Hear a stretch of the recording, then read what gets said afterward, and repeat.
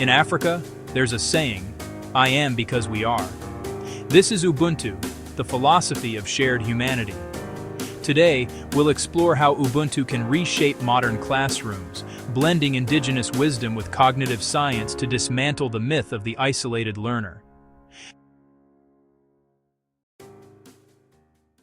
Western pedagogy often emphasizes the individual, grades, competition, personal achievement.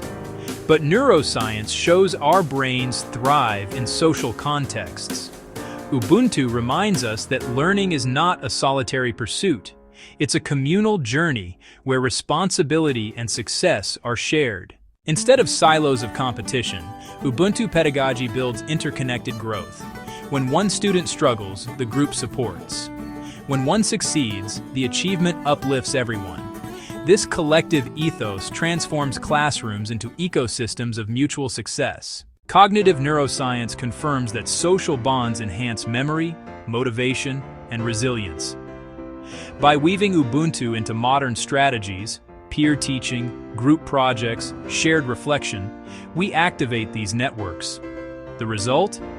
Deeper understanding, stronger retention, and reduced burnout. Ubuntu reframes achievement. It's not about outpacing peers, it's about evolving together. Each learner's progress contributes to the collective growth of the human mind. This shared responsibility nurtures empathy, dignity, and lifelong learning.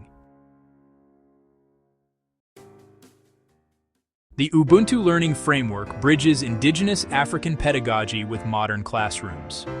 By grounding education in shared humanity, we transform learning from an individual race into a collaborative evolution.